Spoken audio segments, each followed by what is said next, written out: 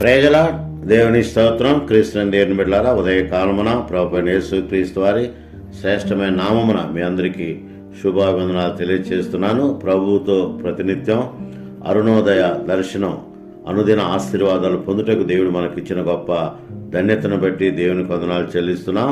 ఉదయకాలమున దేవుని ఘనమైన నామాన్ని స్తుతిస్తూ దేవుని వాక్యాన్ని ధ్యానం చేసుకుందాం. మార్కు సువార్త మొదటి అధ్యాయము 11వ వచనం. మార్కు సువార్త మొదటి అధ్యాయము 11వ వచనం గమనించండి.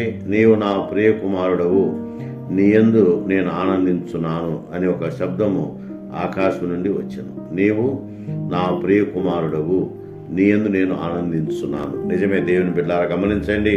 ప్రభువైన యేసు క్రీస్తు వారు దైవ కుమారుడు, దేవుని కుమారుడని దేవుని బిడ్డలారా జ్ఞాపకం చేసుకున్నా.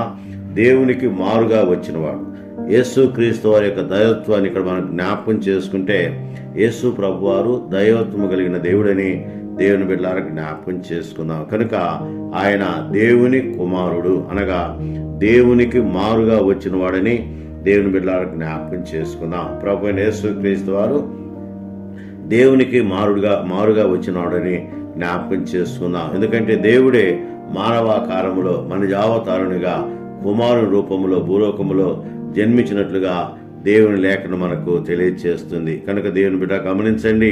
మరి ఈయన నా ప్రియ కుమారుడు అని భక్తుడైన మార్కు ద్వారా దేవుడు సెలవిచ్చిన మాట జ్ఞాపకం చేసుకుందాం. అలాగే గమనించండి, నేను దేవుని కుమారుడును అని యోహాను సువార్త 10వ అధ్యాయం 35వ వచనంలో ప్రభు వారు సాక్ష్యం ఇచ్చారు. నేను దేవుని కుమారుడును అని ప్రభువే సాక్ష్యం ఇచ్చినట్లుగా దేవుని బిడ్డ జ్ఞాపకం చేసుకుందాం. అలాగే యోహాను సువార్త మొదటి అధ్యాయం 34వ వచనం గమనిస్తే, ఈయన దేవుని కుమారుడు అని బాప్తిసం ఇచ్చే యోహాను చెప్పినట్లుగా దేవుని బిడ్డ జ్ఞాపకం చేసుకుందాం. అందుకనే నీవు దేవుని కుమారుడవు అని నతనయేలు సాక్ష్యం చెప్పినట్లుగా దేవుని బిడ్డలారా జ్ఞాపకం చేసుకుందాం. అలాగే పేతురు కూడా గమనించండి.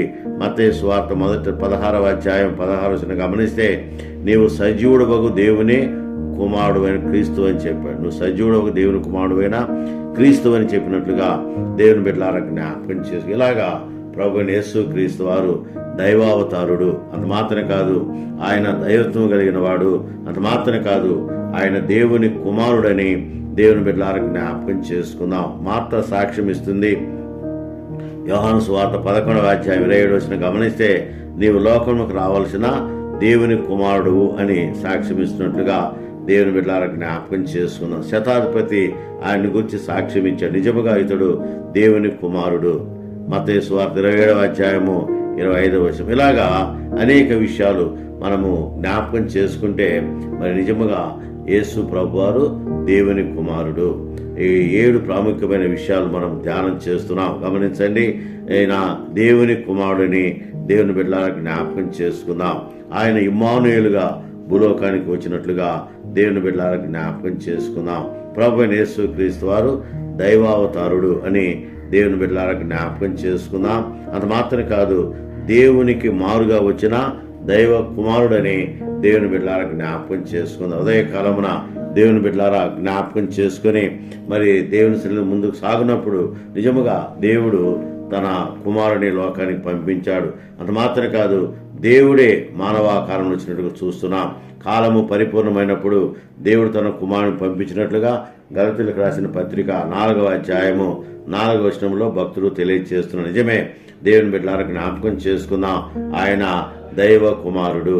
గమనించండి, యోహాను సువార్త 5వ అధ్యాయము 25వ వచనం మనం గమనిస్తే, ప్రభు అయిన యేసు క్రీస్తు స్వయముగా దేవుని కుమారుడునని చెప్పుకున్నాడు. ఆయనే దైవ కుమారుడని, దైవత్వం కలిగిన వాడని చెప్పుకున్నట్లుగా దేవుని బిడ్డలారా జ్ఞాపకం చేసుకున్నాం. మాత్రమే కాదు, గమనించండి, మార్కు సువార్త యోహాను సువార్తలో మనం గమనిస్తే 3 సార్లు ప్రభు అయిన యేసు క్రీస్తు వారు నేనే దేవుని కుమారుడును అని ఆయన ప్రకటించినట్లుగా దేవుని బిడ్డలారా జ్ఞాపకం చేసుకుంది. ఇలాగా ఆయన దేవుని కుమారుడు అనగా దేవునికి మారుగా వచ్చినవాడు అని చూస్తున్నాం. నన్ను చూసినవాడు నా తండ్రిని చూశాడని చెప్పిన మాట మనం జ్ఞాపకం చేసుకుంటే, నిజముగా ఆయనే దైవత్వం కలిగిన వాడని దేవుని బిడ్డలారా జ్ఞాపకం చేసుకుందాం. అందుకనే యోహాను సువార్త 14వ అధ్యాయం 9వ వచనం అంటాడు కదా, నన్ను చూసినవాడు నా తండ్రిని చూస్తున్నాడు, నేను తండ్రిను ఏకమై ఉన్నామని యోహాను సువార్త 10వ అధ్యాయము 30వ వచనంలో భక్తులు తెలియజేశారు. ఇలాగా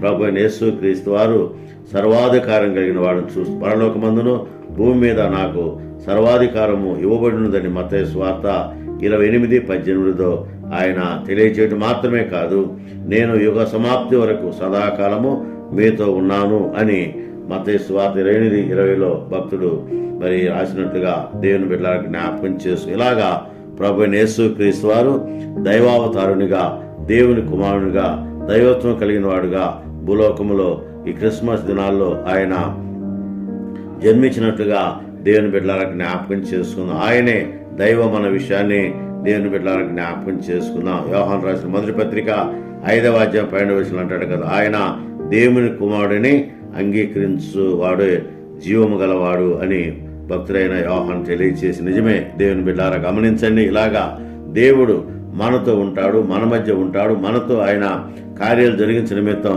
దైవ కుమారునిగా భూలోకములో జన్మించినట్లుగా లేఖనాలు తెలియజేస్తుండగా మనం నమ్మి ఈ క్రిస్మస్ దినాల్లో ప్రభు అయిన యేసుక్రీస్తును సేవించి ఆరాధించి గణపరిచి ఘనమైన కార్యాలు దేవుడు మన మధ్య జరిగించినట్లు